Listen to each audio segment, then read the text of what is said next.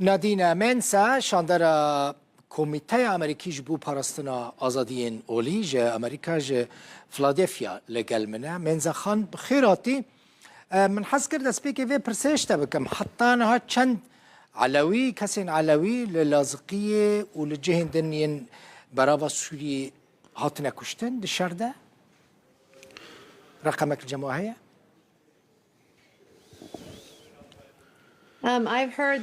جمله بوا امرو كجماركه لنون هشصد بو هزار دايا بلام فرصة بزانين بدياري كراوي تسن كجراون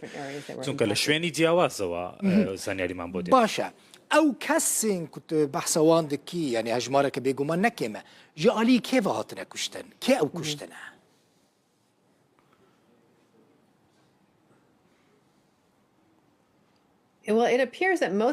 پێدەچێت کە زۆربیان لەلایەن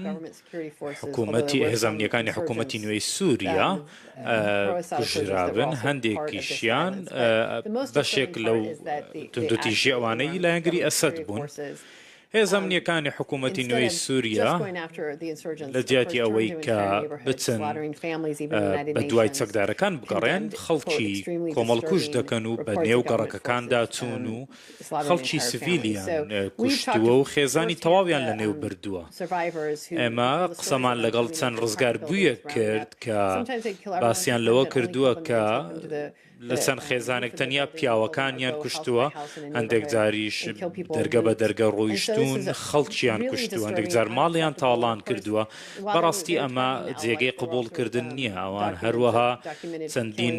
بەڵگەمان لە ژێر دەستەکە کورسیانەکان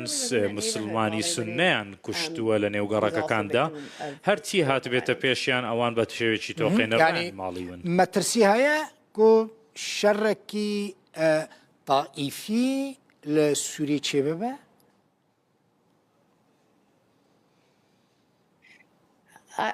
هیوادارم کە ئەمە ڕوونەدات من چەند هەفتەیەک لەمەوبەر لە دیمەشق بووم ترسێک هەبوو کە پێشەرکاری توندوتیژی لەسەر ئاستی سیاسی هەبێت لەلایەن چەندین کەسایەتی ئاینیەوە پێیان گوتم کە شتێکی وا ڕوودەدات ئەوانەی بە تایبەتی کە لایەنگری ئەسەد دەکەن هیوادارین کە ئەمە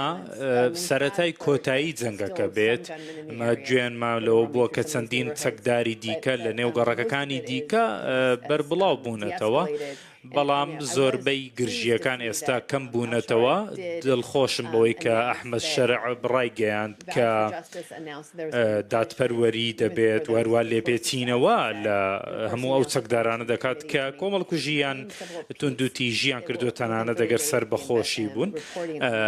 وا گوتی کە لێژنەیەکی پێکهێناوە لە ماوەی چەند ڕۆژێکدا راپۆرتی پێدەن ئێمە داوای لێ دەکەین دەست بەجێ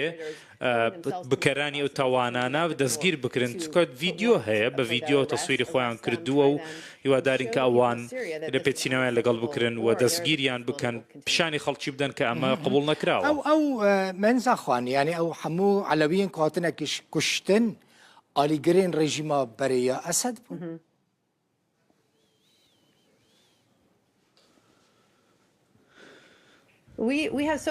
ئێمە چەندین چیرۆکمان لەلایە کە خەڵک باسییان کردووە و هەندێکیان باسییان نەکردووە ئێمە دەبینین کە چەندین خەڵک پێشتر دەستگیر کرابوون بەڕاستی ئەوان نەچوون خێزان بە خێزان بگەڕێن و بزانن چێ سەر بە ئەسەدا بەڵکو بەنێو کەوتون و ئەوەی هات بێتە پێشیان کوشتویانن ئەوان پرسیاریان نەکردو ئایا سەر بە ئەسەدن یان تەنانەت مەسیحی تەنانەت مسلمانە سونیەکان کوژراون پێم وایە کە خەڵکی ئەمە بەکاردێنن وەکو بیانوویەک بۆ ئەوەی هێرش بکەنە سەر ئەم کۆمەڵگە و ئەم کەمینەیە بۆ ئەوەی کە مەترسیەک لەسەر داهاتویان دروست بێت مەترسی تەگو ئەز لە شامێ بوو مەترسی سەروان پێکهاتەین یانجی کەمینەین ئۆلی لە سووریە هەیە چ عەلەوی بن چ مەسیحی بن چژی ئۆڵێندن بن سووری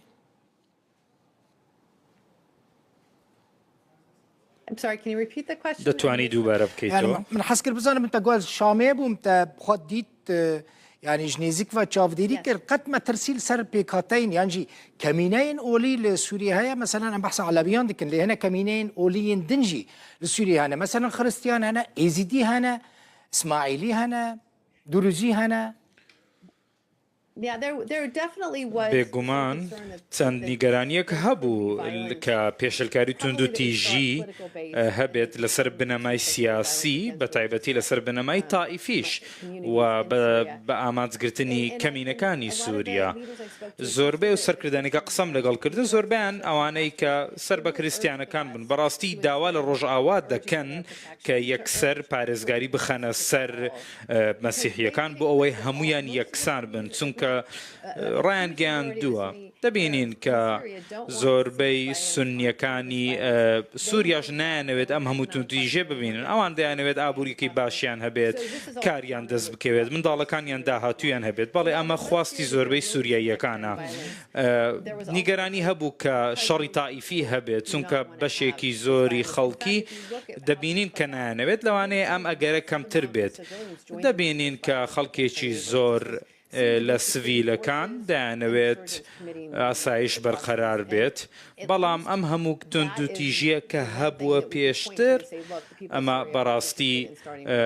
کاری زۆر لە خەڵک کردو و دەبینین کە خەڵک لە سووریا دیکە جەنجی ناوێت، ئاشتی دەوێت. ئەم هێزە ئیسلامیانەی کە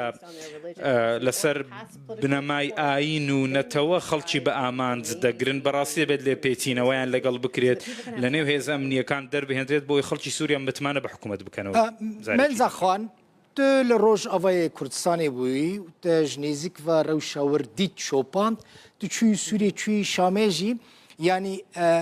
ئازادیên ئۆلی تە لە هەردوو جیهان چاوە دیت یعنی چاوە دکاری بەدی بەرهەف.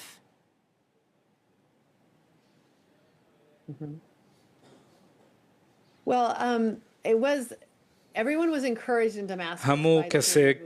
بەوە هاندراون کە خودکەشێکی ئازادی هەیە. ئێمە لە زاڵگەیەک لە دەرەوەی دیمەشق نزیکەی کاژێرێک چاوەڕێمان کرد. تەنانەت پێش ئەسەد دەمانبینی کە زاڵگەی زۆر و سەیتەرەی زۆر هەبن. ئێستا بەڕاستی دەبینین کە خەڵک دڵخۆشە بەوەی کە ئەسەد نەماوە و وڵاتەکە بەرەو ئازادی دەڕۆن، خەڵک بیربۆچوونی خۆی باز دەکات و دەڵێت ئەم مێژووە کۆتایی پێهات، مێژووی تیرۆر کۆتایی پێهاتووە. ئێمە هیوادارین کە بەڕاستی حکوومەتێکی گشتگیر هەبێت و بەرەو ئەو ئاشتی و هیوایە بڕۆن. بەڵام لە هەمان کاتدا ترس و نیگەرانیش هەیە کە لە داهاتوودا چی دێتە پێشیان. باشە ڕۆژئاوای کوردستانێتە ئازادیە ئۆلی چاوە دیت.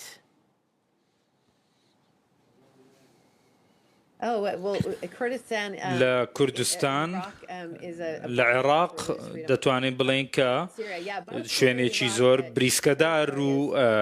شوێنە ناو کوردیەکان زۆر جیاوازن، دۆخیان زۆر جیاوازە لە بەشەکانی دیکەی سووریا جیاوازترن چونکە ئێمە راپۆرتمان لەسەر هەموو دۆخی هەموو ناوچەکان کردووە. بەڕاستی من باسی زیاتر ئەوم کردووە کە چۆن لە سووریا ئەم خۆبەڕێوەبەریە دروست بووە لە کاتێکدا ئەوان توانیان بەسەر داعشدا زاڵ بن. ئەمە بەڕاستی بۆ هۆی ڕێگەیە کە هەموو تائیفە و نەتەوەکان ببنە بەشێک لە سووریا لە ڕۆژاوای کوردستان. بەڕاستی پێمان خۆشە کە دەبینین ڕۆژاوی کوردستان و حکوومەتی سووریا ڕێکەوتنێکەیە هیوادارین کە ئەمە سەقامگیری بێنێتە نێو سووریا وهروەها لە خەڵکی ڕۆژاوی کوردستان بکات کە ببنە بەشێک لە دامەزراوەی حکوومەتی سووریا لە داهاتوودا. بله. گەلێکی سپاس نادینە مێنزە شاندەرە کۆمیتەی ئەمریکی ji bo parastina azadiyên olî ji Amerîka Filadelfya mîvana me bûye. Zor spas. Zor spas.